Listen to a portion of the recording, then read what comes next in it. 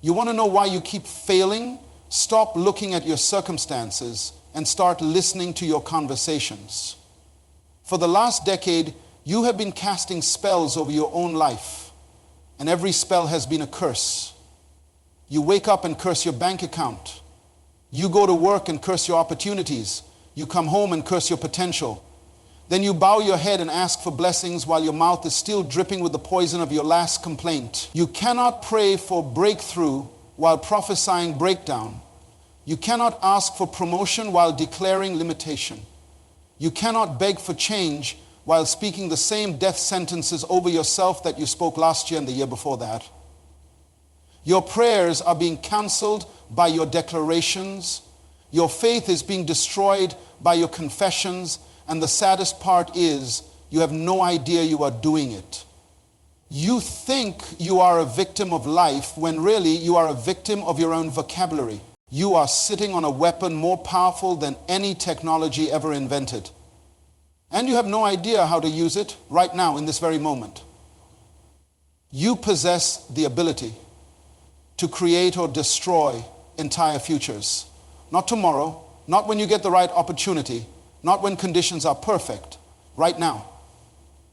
And the tragedy is that most of you are using this weapon against yourselves every single day. Thomas Edison, the man who gave light to the world, spent his final years in near total deafness. He could barely hear the voices around him. But there was one thing Edison never stopped doing. He never stopped speaking with precision. He never stopped choosing his words carefully, because Edison understood something that most people die without ever learning. The words coming out of your mouth are not just sounds disappearing into the air. They are forces, they are seeds, they are blueprints that your entire life will follow whether you believe it or not. Listen to me carefully. Your voice does something that nothing else in creation can do when you speak. You set in motion a series of events that your conscious mind cannot even track. Scientists will tell you that sound is vibration. They will show you how sound waves move through matter, how they change the structure of water, how they affect the growth of plants. But what they cannot measure is the effect your words have on the invisible realm of possibility that surrounds your life every time you open your mouth. You are giving instructions. You are placing an order.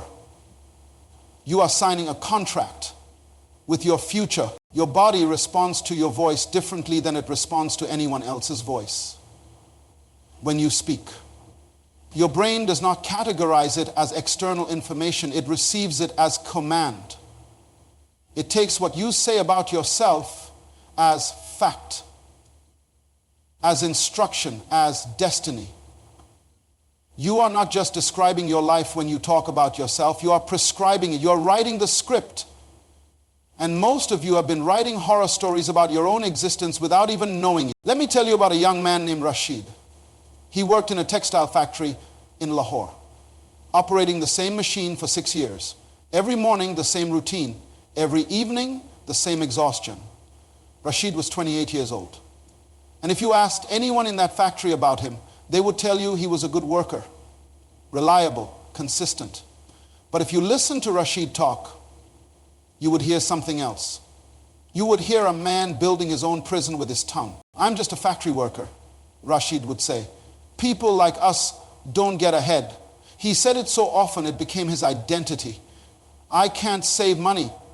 I'm not smart enough for business. This is my life. Every tea break, the same declarations. Every conversation with his wife, the same limitations. Rashid was not describing his circumstances, he was creating them. He was cementing them with every negative word. He was mixing concrete and pouring it around his own feet. One day, an older man working the machine next to his said something that changed everything. Rashid, do you know what you are doing? You are cursing yourself. Every day, you speak death over your own future. You are your own enemy. Rashid was angry at first. Who was this man to judge him? He was just being realistic, just being honest about his situation. But that night, lying in his bed, something would not let him sleep. He started thinking about every conversation he had that week. And he realized the old man was right. Rashid made a decision. For 90 days, he would not speak one negative word about himself or his future. Not one. Every time he wanted to say, I can't, he would stop himself. Every time he wanted to agree with limitation, he would stay silent. And then he started doing something else. He started speaking what he wanted as if it already existed. I am a business owner. I am financially intelligent. I am creating wealth for my family. He felt ridiculous saying these things. His circumstances had not changed, but he kept speaking. 40 days in, something shifted. A supervisor noticed Rashid's attitude was different, offered him overtime in a department he had never worked in before. 60 days in, Rashid learned a new skill that paid more. By day 90, a former factory worker who had started his own textile business came back to recruit someone he could trust. He chose Rashid. Today, Rashid owns 3 textile shops. He employs 17 people, and he will tell you that nothing in his circumstances changed until his vocabulary changed first. This is not a story about positive thinking. This is not about pretending everything is fine when it is not. This is about understanding that you are operating a creative force every time you speak. And most of you are creating disaster. You are calling failure into your life. You are speaking poverty. You are declaring limitation. And then you wonder why you cannot break through. Here is what you do not understand. You were given dominion. You were given authority.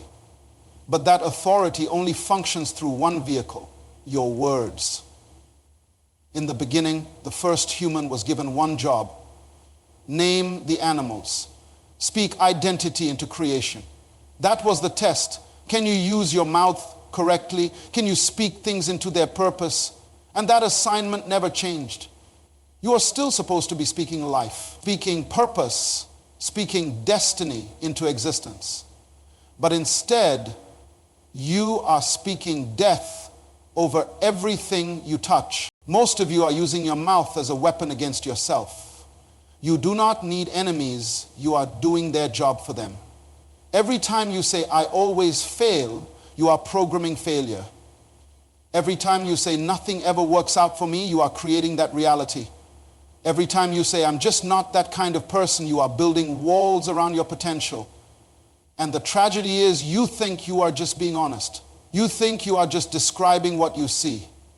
But you are not describing anything. You are prescribing everything. There is a graveyard inside you right now. Walk through it with me. Look at all the tombstones.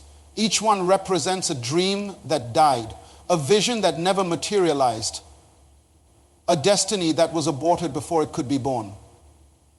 And if we could perform an autopsy on each of those dead dreams, do you know what we would find?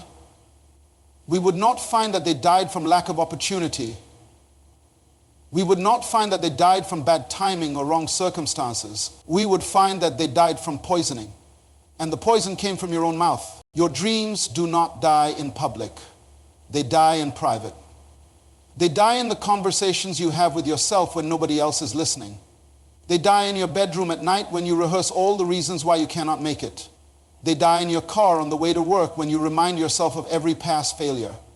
They die in front of your bathroom mirror when you look at yourself and speak words of defeat over your own reflection. Your mirror knows your future better than your friends do because your mirror hears what you really believe about yourself. Let me tell you about a woman named Zara.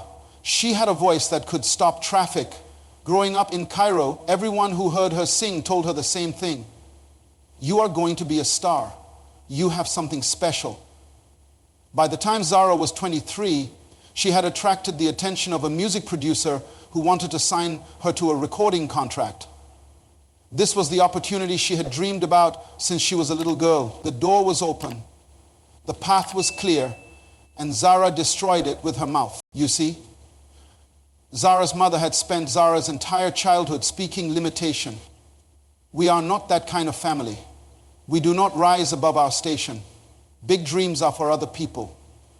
Zara heard it so many times that it became her operating system. So when the producer called with the contract, Zara felt something rise up inside her. Fear disguised as wisdom, and she heard her mother's voice in her head, but it was coming out of her own mouth now.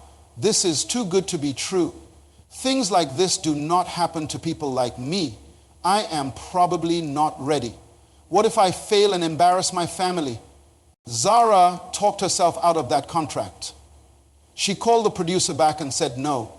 She used her mouth to close the door that her talent had opened. And here is the part that will break your heart. 10 years later, Zara is cleaning houses in a wealthy neighborhood, and sometimes when she thinks nobody can hear, she still sings. That voice is still there. That gift is still alive.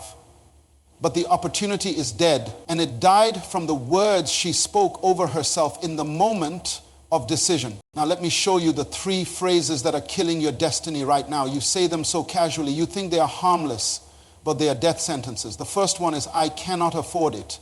Every time those words come out of your mouth, you are not making an observation about your current bank account. You are making a declaration about your future. You are programming scarcity. You are telling your mind to find reasons why wealth is impossible. You are closing the door on creative solutions before they can even appear. The second phrase is, that is just how I am. This is the most dangerous statement a human being can make because it cements your current limitations into permanent identity. When you say, I am just not good with money, or I am just a shy person, or I am just not lucky, you are not describing a temporary condition. You are creating a permanent residence. You are building a prison and then calling it your address. You are taking what you have been and turning it into what you must always be. The third phrase is, I will never be able to. The moment you attach the word never to your own potential, you have just signed a contract with impossibility. You have just agreed with limitation. You have just given failure permission to set up permanent residence in your life and your subconscious mind, which cannot tell the difference between a fact and a declaration, receives that statement as an instruction manual. But here is what most of you do not realize. These phrases compound. They build on each other. Say them once and they are just words. Say them for a month and they become beliefs. Say them for a year and they become your identity. Say them for a decade and they become your destiny. This is not speculation. This is mechanics. This is how human beings are wired to function. And then there is the complaint addiction. Oh, this is the one that keeps most people locked in mediocrity forever. Complaining feels good. It releases tension. It gets you sympathy. It connects you with other complainers. There is actually a chemical reaction in your brain when you complain that gives you a small hit of dopamine. So you keep doing it. You complain about your job, your spouse, your government, your economy, your parents, your body, your past, your circumstances. And with every complaint, you are rehearsing limitation. You are practicing defeat. You are signing up for another year in the prison you claim you want to escape from. Show me a chronic complainer, and I will show you a chronic failure. Not because they lack talent, not because they lack opportunity, but because they have trained their mouth to speak destruction. They wake up and complain, they go to work and complain, they come home and complain, they go to bed and complain. And then they wonder why their life never changes. Your complaints are not observations. They are orders. You are ordering more of what you are complaining about. You are placing a reorder on misery. And life is happy to deliver exactly what you keep speaking. Now we come to the part that separates those who will change from those who will just feel inspired for 20 minutes and then go back to destroying themselves. Everything I have told you means nothing if you do not do what I am about to tell you to do next. And I promise you, this will be the most uncomfortable thing you have done in years, because you are about to meet the real enemy. And the real enemy is the voice that has been coming out of your own mouth. Here is your first assignment. For the next 48 hours, I want you to catch yourself. Every single time a negative word comes out of your mouth about yourself, your situation, or your future, I want you to stop and write it down. Get a small notebook, keep it with you everywhere, in your pocket, in your bag, on your desk. And every time you say something like, I am so stupid, or I cannot do this, or this always happens to me. Write it down. Do not judge it. Do not try to fix it yet. Just document it. Because most of you have no idea how much poison you are drinking every single day from your own lips. I did this exercise with a group once. And a woman came back after 2 days absolutely devastated. She said, I had no idea. I had no idea I was doing this to myself. She had written down over 60 negative declarations in 48 hours. 60 times in 2 days. She spoke death over her own life. And she considered herself a positive person. That is the problem. You think you are fine. You think you are just being realistic. But you are not being realistic. You are being destructive. And you cannot change what you will not confront. Now let me tell you about a man named Kofi. He was an entrepreneur in Accra, Ghana. Smart man, educated, full of ideas.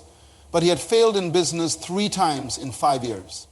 Every venture collapsed. And Kofi could not understand why. He worked hard, he planned well, but something always went wrong. Then he met a mentor who gave him an assignment that seemed ridiculous. Record yourself for 1 week. Every conversation, every phone call, everything you say, I want you to capture it. Kofi thought this was a waste of time, but he was desperate, so he did it. He used his phone to record every conversation for 7 days. Then his mentor told him to sit down and listen back to everything, all of it. Kofi spent an entire weekend listening to himself talk, and what he heard destroyed him.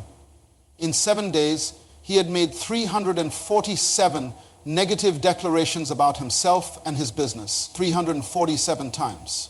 He spoke failure. I am not good with money. He said that 23 times in 1 week. Business is hard. 41 times.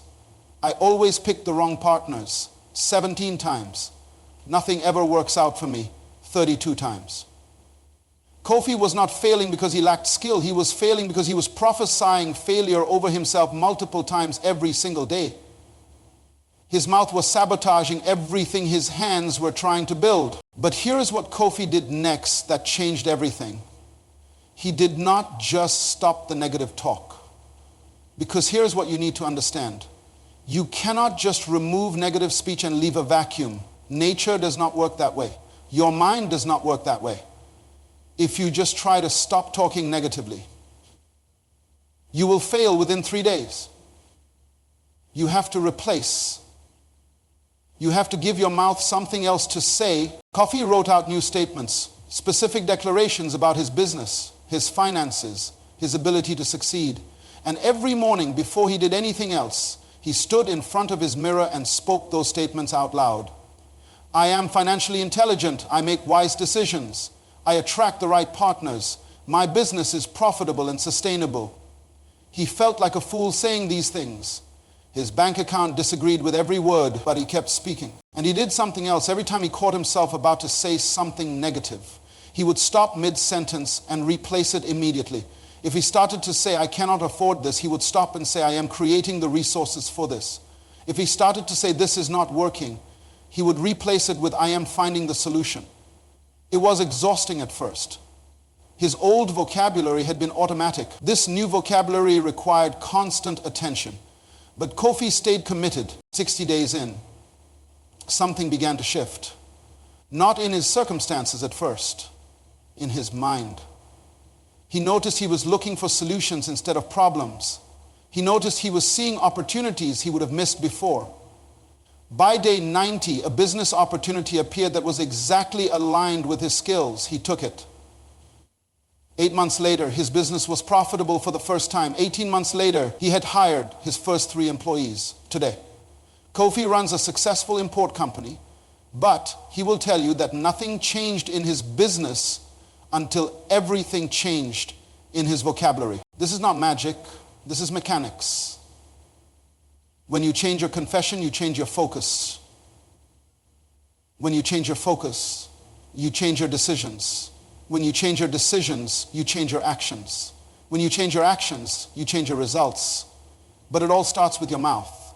It all starts with taking control of the words that are flowing out of you like a river, either watering your garden or flooding your house with sewage. So here's what you must do starting today. Write out 5 declarations about your future. Not wishes, not hopes, declarations. Write them in present tense as if they already exist. I am, not I will be. Then speak them out loud every single morning before you check your phone, before you talk to anyone, before you do anything else. Speak them with conviction, even if you do not feel it yet. Your feelings will follow your words. It has always worked that way. Now I need to prepare you for what is coming next. Because when you start speaking differently, when you start declaring life instead of death, when you start calling things that do not exist as though they do, people are going to look at you like you have lost your mind. Your family will mock you. Your friends will laugh. Your co-workers will think you have joined some kind of cult. And this is the moment where most people quit. This is where most people go back to their old vocabulary because the pressure of being different becomes too uncomfortable. Listen to me very carefully. The people who mock your new way of speaking are not your enemies. They are prisoners who have become comfortable in their cells.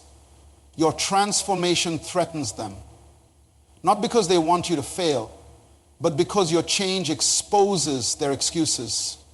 When you stop complaining, their complaints sound louder. When you stop speaking limitation, their limitations become more obvious. When you start declaring breakthrough, their acceptance of mediocrity becomes unbearable to them. So they will try to pull you back down. They will call you arrogant. They will say you are being unrealistic. They will remind you of every time you failed in the past. And here is what you must understand. The price of transformation is always temporary loneliness. There will be a season where you do not fit with your old circle anymore, but you have not yet connected with your new circle. That in-between space is where most destinies die. People cannot handle the isolation. So they go back to familiar dysfunction. They go back to speaking death because at least it gives them community with other people who speak death. But if you can survive that season, if you can stay committed to your new vocabulary, even when you are standing alone, something powerful happens on the other side. Let me tell you about the 90-day phenomenon. I have watched this happen over and over again for 30 years. There is something that occurs around the 90-day mark when you consistently change your speech patterns. It is not mystical, it is neurological. Your brain physically changes. Scientists call it neuroplasticity. New neural pathways are formed, old patterns are weakened. And somewhere around day 90, your new way of speaking stops feeling forced. It starts to feel natural. And that is when the external world begins to shift. But here is what happens before day 90 that you need to be ready for. Between day 30 and day 60, you will hit what I call the resistance wall. This is where your old self fights back hard. This is where every doubt you ever had comes rushing back. This is where your circumstances will look worse before they look better. This is the testing ground. This is where life asks you, do you really believe what you are saying? Or are you just playing games? Most people break here. They look at their bank account, they look at their situation and they say, see, this is not working. I knew it was nonsense. And they quit on day 45. Not knowing that their breakthrough was waiting on day 91. Now let me tell you about a woman named Amara. She was a school teacher in Nairobi, same position for 12 years, same salary, same small classroom, same frustration every single day. Amara was 41 years old and she had accepted that this was her life. She would retire from this position, nothing was going to change, and every day she spoke that acceptance. This is just how it is for teachers like me. We do not get promoted. We do not get recognized. We just survive until pension. Then Amara attended a seminar where someone taught her about the power of her words. And something clicked. She decided to try it. She started speaking promotion over herself. Every morning before school, she would stand in her small apartment and declare, I am a school administrator. I am a leader in education. I'm moving into my next level. Her roommate thought she had gone crazy. Her fellow teachers laughed at her. Amara, what has gotten into you? You are talking like you are already the head teacher. And Amara would smile and say, I am practicing for when I get there. That is what she told them. I am practicing. But inside she was fighting doubt every single day. Day 35, nothing had changed. Day 50, still in the same classroom. Day 60, she almost quit the whole thing.